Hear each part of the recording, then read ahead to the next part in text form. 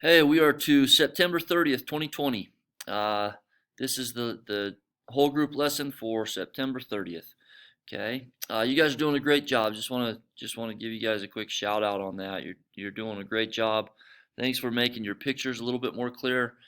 Some of those pictures are still kind of hard to see. I had a couple students in class do some corrections on those. Um, anyway, thanks for working hard. Thanks for doing your job. Okay. Um,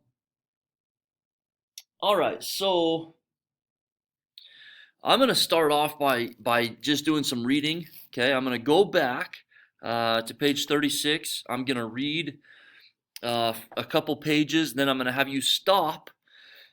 And the do now, you're going to just pause the video and go do the do now, which is what do you think the ending of this informational text will tell about?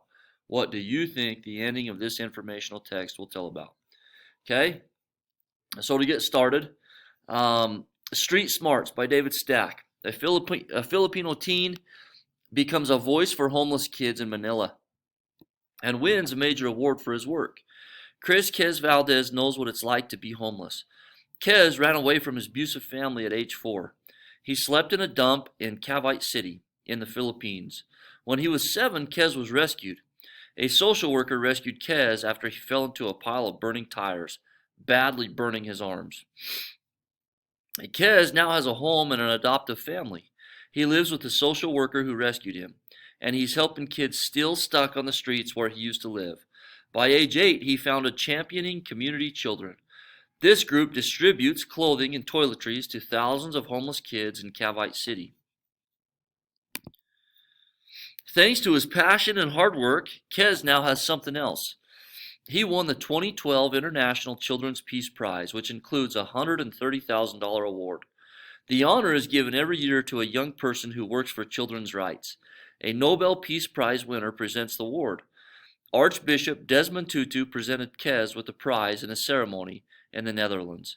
Tutu won the Nobel Peace Prize in 1984 for his opposition to apartheid, a system of inequality and racial segregation in South Africa. He called the young winner a new voice for the voiceless. Okay, and you guys have done these pages, okay, and gotten those submitted. Okay, right now I'm going to pause this. Okay, yesterday we did the organization and the associated. I'm going to pause this for you to do the do now. Okay, and what it's asking you to do on the do now is you need to just write what you think the rest of this text will be about.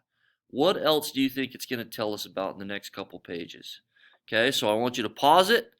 You'll come back to this video and start right here where we left off. So go ahead and go do the do now. Okay, hopefully you got that done and you gave your prediction about what the rest of this will be about. Okay, so here we can see the picture of Quez. He accepts the International Children's Peace Prize in 2012. Archbishop Desmond Tutu presented the award. Quez started his organization after the social worker who rescued him became his guardian. Quez did not want to receive presents for his 7th birthday. Instead, he wanted to give gifts to other street kids. He began handing out gifts of hope. The packages include clothes and toothbrushes. Quez also shows kids how to protect themselves from the hazards of street life. He teaches them about nutrition and how to treat wounds. Quez has helped more than 10,000 kids in Cavite City, but his work is far from over. There are about 246,000 street children in the Philippines alone. Okay, the following excerpts are from the speech Quez gave when he accepted the International Children's Peace Prize. My message to children around the world is not to lose hope. Every day, homeless children die from diseases associated with poor sanitation, poor hygiene, and we can do something about it. I grew up in a dump site where nothing is clean. My family picks garbage to sell, garbage to use, and garbage to eat. I used to drink from a pothole in the street, and even from sewage canals when I was little because I did not know it was harmful to me. Now I stand before you as an advocate of better health for street kids and as a herald of children's rights. Yes, I am young, but I have a firm purpose to help make things better for generations to come. The simple ways of sharing a meal, a toy, a pair of slippers, or a smile will bring joy. To plant a fruit tree, vegetables, sharing your simple knowledge of hand washing and brushing of teeth will lead a street child to better health. Okay, all right, very good. So, what does Kez aim to achieve by distributing gifts of hope? Okay, so what does he hope these gifts will do for the children? Okay, does he just want to give them a toy so that they're happy? I don't think so. I think it's deeper than that. I want you guys to think about that and fill that in.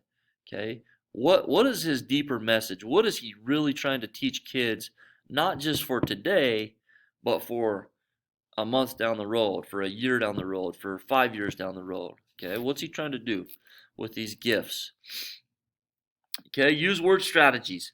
Kez says he is a herald of children's rights. What does he mean by that? Underline a detail that gives a clue to the meaning of the phrase. Okay, so Kez means that. Where was it where he said, I am a herald? Right here. Now I stand before you as an advocate, which is one of our vocab words, of better health for street kids and as a herald of children's rights. Yes, I am young, but I have a firm purpose to help make things better for generations to come. Just by reading that right there, what does he mean by being a herald of children's rights? Okay, language to discuss. The text states that blank, from this detail I can tell that blank. Okay, we'll skip over that part. Why did Kez become an advocate of better health for street kids? Kez became an advocate of better health for street kids because what led him to do this? What led him to become an advocate? Okay? All right, I want you guys to fill that out. And then we'll have some time to get this turned in, do the do now, and remember to make sure that you guys are filling out your reading logs each day. And also, I noticed, guys, that our minutes are down this week as far as time spent reading and time spent on the student applications. So I'm going to cut this video so that we can kind of build up some of those minutes and get going. Okay? Thanks so much, guys. Have an amazing day, and we will see you later.